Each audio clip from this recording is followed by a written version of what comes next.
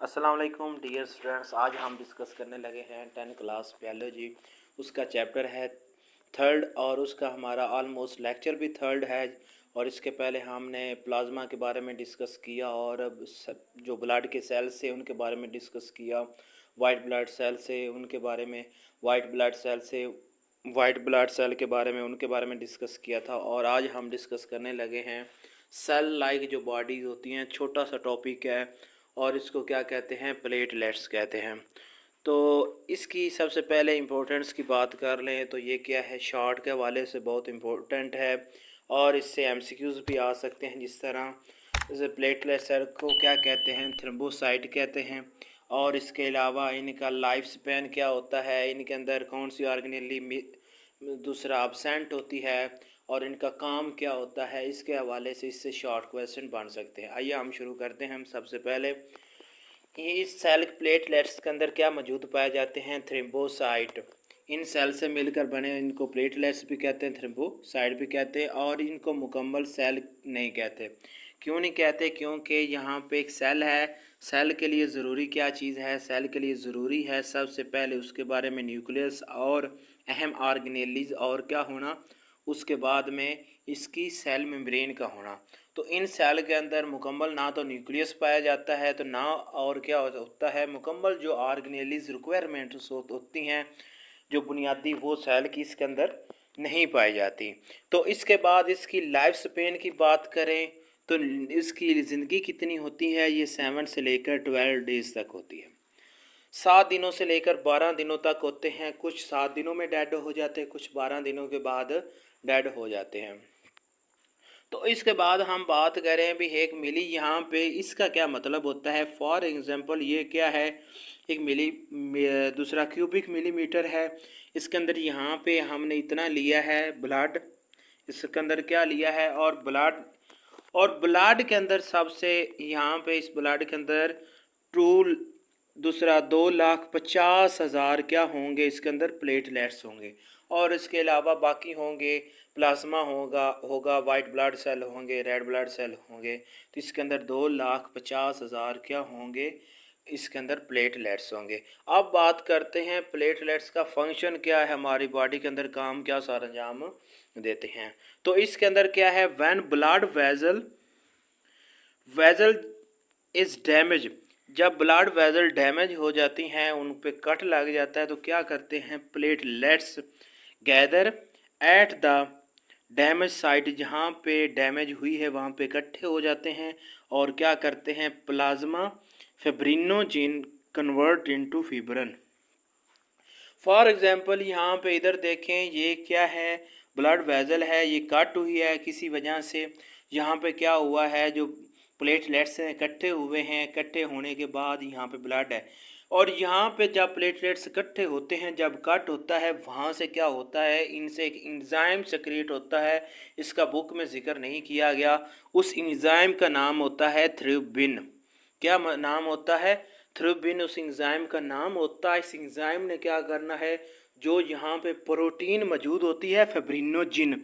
आप इस पॉइंट को समझे, मैं दोबारा रिवाइज कर देता हूँ। क्या करना है, जब कोई ज़ख्म होता है उस दौरान क्या करना होता है, यहाँ पे कट होने के बाद एक इंजाइम सेक्रेट होता है, उसका नाम कहते हैं थ्रिप्सिन। थ्रिप्सिन ने क्या करना है, फिब्रिनोजिन को कट करना है। कट करने के बाद लंबे और सिलेंडर दूसरा शेप के अंदर कन्वर्ट करके यहाँ पे क्लाट बना देना। क्या करना है, जहाँ पे डैमेज होना है वहाँ पे एंजाइम सिक्रीट होगा, थ्रिप्सिन ने क्या करना है, फिब्रिनोजिन को कट करना है। कट करके लंबे सिलिंड्रिकल शेप के अंदर तब्दील कर देना और एक खून का लोथड़ा बना देना है। वहाँ से क्या हो सके, जो ब्लड है वो ज़्यादा रिलीज ना हो सके। अब यहाँ पे देखें दोबारा, the fibrin molecule form net trap. इन्होंने क्या करना, यहाँ पे रेड ब्लड सेल मौजूद होंगे, उनको मैस को सख्त गाढ़ा बना देना, उसको क्या कहते हैं, ब्लड क्लॉट। यहाँ पे ये डेफिनेशन भी आ सकती है। तो अब इसकी इम्पोर्टेंस क्या है, ब्लड क्लॉट की इम्पोर्टेंस क्या होती है, इट प्रिवेंट, इसकी इम्पोर्टेंस है, इम्पोर्टेंस इसकी इम्पोर्टेंस क्या है ब्लड क्लॉट की? ये क्या करता है? Preserve releasing of more blood. ये क्या करता है? जो हमारी नाड़ियों से ज़्यादा खून जो रिश्ता है उसको बचाता है। अगर तो ब्लड क्लॉट ना हो किसके अंदर, वो ल्यूकेमिया और मुख्तलिफ खून की जो बीमारियां होती हैं, अगर उनकी वजह से ना हो ब्लड क्लॉटिंग, और भी कोई डिजीज़ हो जिनकी वजह से ब्लड क्लॉटिंग ना हो या फिब्रिनोजन ना बढ़ रही हो, तो क्या होता है? ब्लड रिसना नहीं रुकता। जब ब्लड रिसना नहीं रुकता तो आप मैंने बताया था 4 से लेकर 5 लीटर तक ब्लड होता है। तो ज़्यादा ब्लड जिस्म से रिलीज़ हो जाता है तो क्या होती है? सीरियस कंडीशन बन सकती है। उस दौरान क्या हो सकती है? डेथ भी हो सकती है। तो इसलिए ब्लड को किसने प्रिजर्व करना है? इसने ब्लड क्लॉट ने बचाना होता है। आपने देखते हैं जब भी हेल्थी पर्सन के ऊपर कोई भी नाली कटती तो क्या होता है? वहाँ पे वो ब्लड क्लॉट बन जाते हैं। यहाँ पे ये स्ट्रक्चर बनाया है, यहाँ पे देखें ये क्लॉट बन गए हैं, जो रेड ब्लड सेल हैं वो इकट्ठे हो गए हैं।